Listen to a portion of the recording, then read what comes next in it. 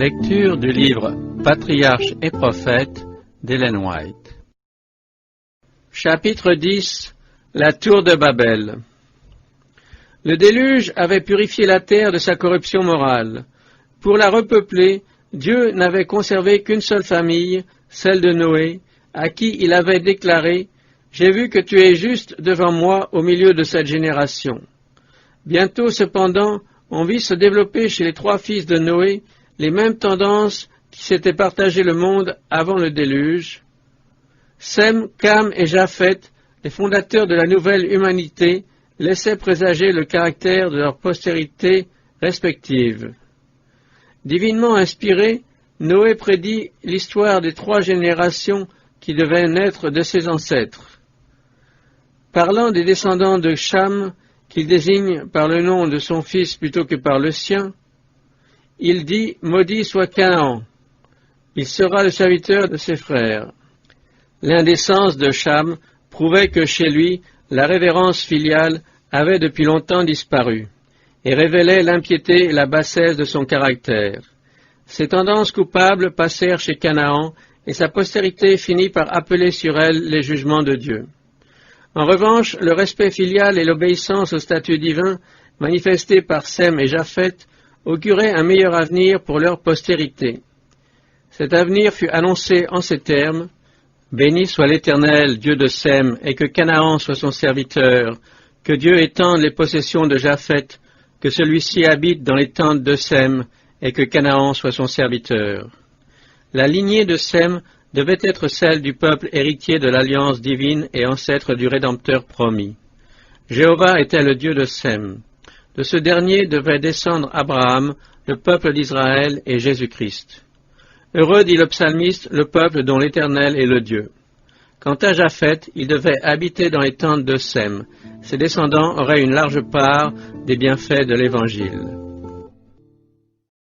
Bien que la postérité de Canaan se fût abandonnée aux formes les plus dégradantes du paganisme, la prophétie qui la condamnait à l'esclavage tarda plusieurs siècles à s'accomplir.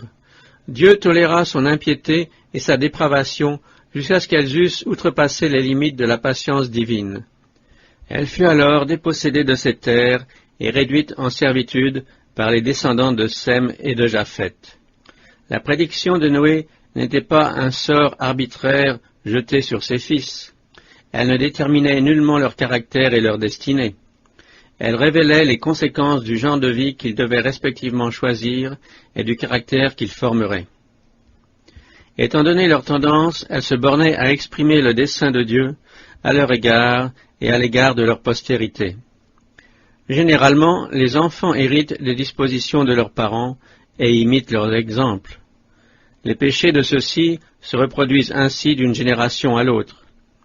L'irrévérence et la bassesse de Cham, adoptées par sa postérité, amenèrent sur celle-ci une malédiction qui a pesé sur un grand nombre de générations. Un seul pécheur peut causer la perte des biens les plus précieux. En revanche, quelle ne fut pas la récompense de Sem pour avoir respecté son père, et quels hommes illustres apparaissent dans sa postérité. L'Éternel veille sur les jours de l'homme intègre, et sa postérité est bénie. Reconnais donc que c'est l'Éternel, ton Dieu, qui est Dieu, le Dieu fidèle, qui garde son alliance et sa miséricorde jusqu'à 1000 générations vis-à-vis de ceux qu'il aime et qui observent ses commandements. Durant un certain temps, les descendants de Noé continuèrent à résider dans les montagnes où l'arche s'était arrêtée, mais quand ils commencèrent à se multiplier, l'apostasie les sépara. Incommodés par les exhortations et l'exemple des adorateurs de Dieu, et désirant s'affranchir des restrictions de sa loi, ils prirent finalement la décision de partir ailleurs. Se dirigeant vers les plaines de Sinéar, arrosées par l'Euphrate, et charmés par la beauté du site et la fertilité du sol, ils résolurent de s'y fixer. Au projet qu'ils conçurent de bâtir une ville, ils ajoutèrent celui de construire une tour dont la hauteur fabuleuse ferait l'admiration du monde. Cette double entreprise avait pour but d'éviter de se séparer en colonies, contrairement à l'ordre de Dieu de se disperser sur la face de la terre, de la remplir et de la soumettre.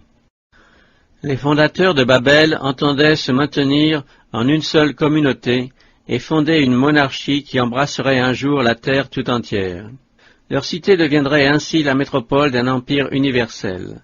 Sa gloire devait être la merveille du monde, et les noms de ses fondateurs passeraient à la postérité. De même, la tour, dont le sommet atteindrait jusqu'au ciel, serait un monument de la sagesse et du génie de ses constructeurs, et perpétuerait leur réputation jusqu'aux dernières générations. Les habitants de la plaine de Sinéar ne croyaient pas à la promesse divine annonçant qu'on ne verrait plus le déluge. Un grand nombre d'entre eux niaient même l'existence de Dieu et attribuaient cette catastrophe à des causes naturelles. D'autres croyaient à un être suprême, mais, semblable à Caïn, ils se révoltaient contre lui.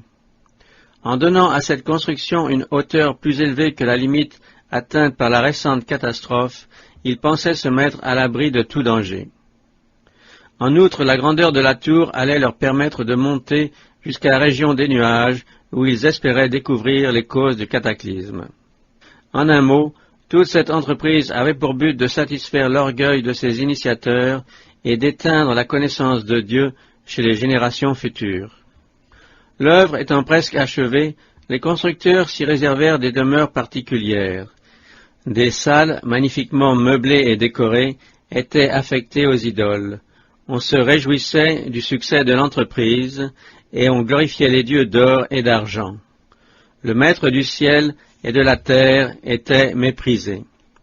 Soudain, l'ouvrage qui était en si bonne voie s'arrêta.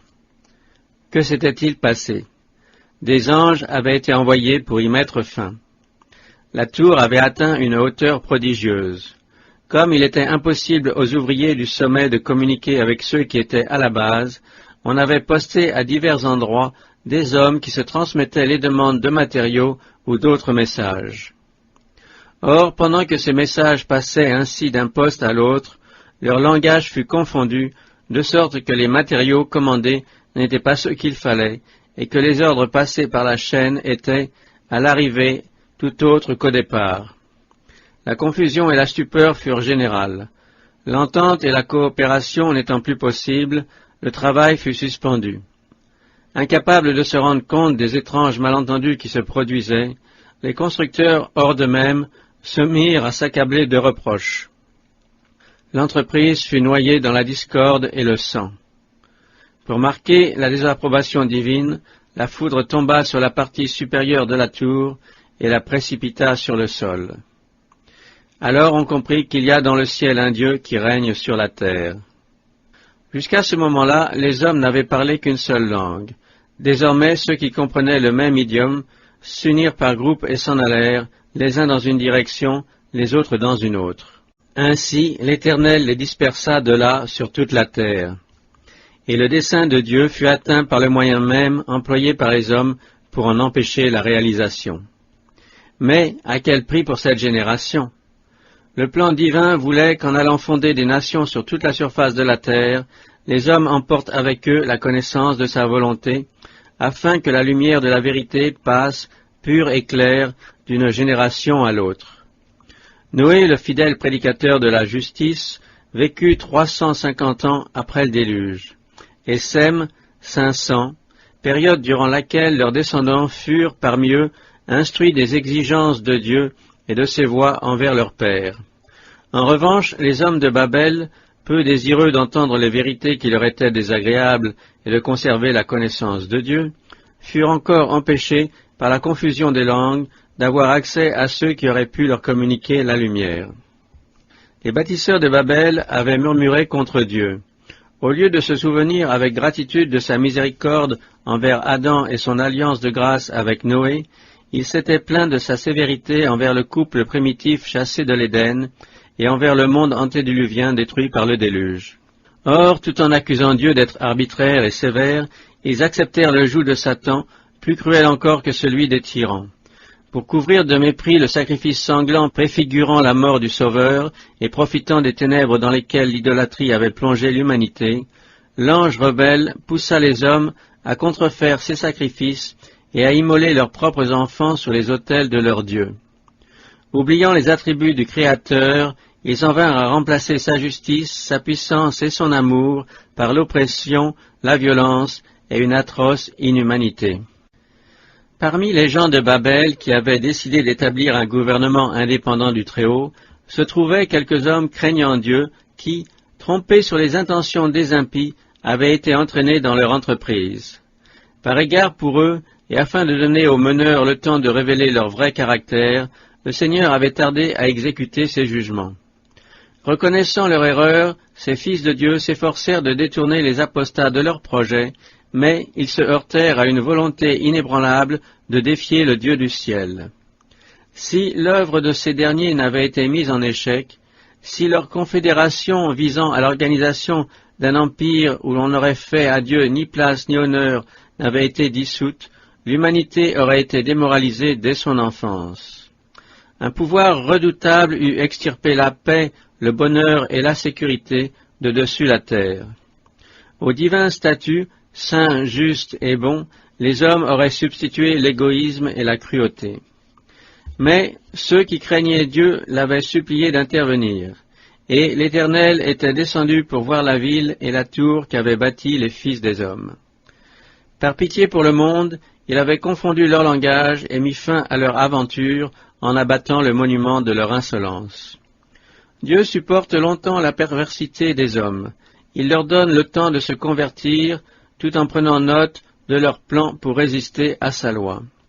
De temps à autre, la main invisible qui tient le sceptre de l'univers se découvre pour mettre un frein à l'iniquité et montrer avec une clarté aveuglante que Dieu est le créateur de l'univers, l'être infini en sagesse, en amour et en vérité, le suprême dominateur des cieux et de la terre, celui qu'on ne brave pas impunément. Les projets de construction de Babel s'effondrèrent dans la défaite et la honte. Le monument de leur orgueil devint celui de leur folie. Néanmoins, les hommes continuèrent à l'exemple de Satan dans le ciel et de Caïn sur la terre, à marcher dans la même voie, à agir à leur guise et à rejeter la loi de Dieu. Il existe encore aujourd'hui des bâtisseurs de tours. Les mécréants échafaudent leurs théories sur de prétendues déductions de la science et rejettent la parole révélée. En prononçant un jugement sur le gouvernement moral de Dieu, ils méprisent sa loi et prônent la suffisance de la raison humaine. Puis, parce que la sentence prononcée contre les mauvaises actions n'est pas exécutée sur le champ, le cœur des hommes est rempli du désir de faire le mal. Dans le monde qui se dit chrétien, un grand nombre d'esprits se détournent des enseignements de la Bible, pourtant si simples et si clairs, et se mettent à édifier leur système sur des raisonnements humains et d'agréables fictions. Eux aussi, ils érigent une tour leur permettant de monter au ciel, et des foules suspendues à leurs lèvres écoutent ces discoureurs éloquents proclamer que le pécheur ne meurt point, et que le salut s'obtient sans obéir à la loi de Dieu. Si ceux qui prétendent être disciples du Christ acceptaient la règle divine, ils pourraient être unis. Mais aussi longtemps que la sagesse humaine sera placée au-dessus de la parole inspirée, il y aura des divisions et des dissensions entre croyants. La confusion actuelle créée par les confessions de foi divergentes et des sectes qui divisent la chrétienté est bien caractérisée par le terme Babylone, confusion, appliquée par la prophétie aux églises mondanisées des derniers jours. Constructeurs de tours aussi, ceux qui se font un ciel de leur richesse et de leur pouvoir. Ils se vantent méchamment de leur violence, leurs paroles sont hautaines, foulant aux pieds les droits de l'homme, ils ne tiennent aucun compte de l'autorité divine. Les orgueilleux peuvent, pendant un temps, jouir d'une grande influence et voir réussir leurs entreprises. Mais c'est pour ne récolter à la fin que revers et dégoût.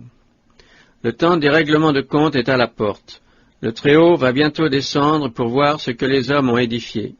Sa puissance souveraine va se manifester, et les ouvrages de l'orgueil humain seront anéantis.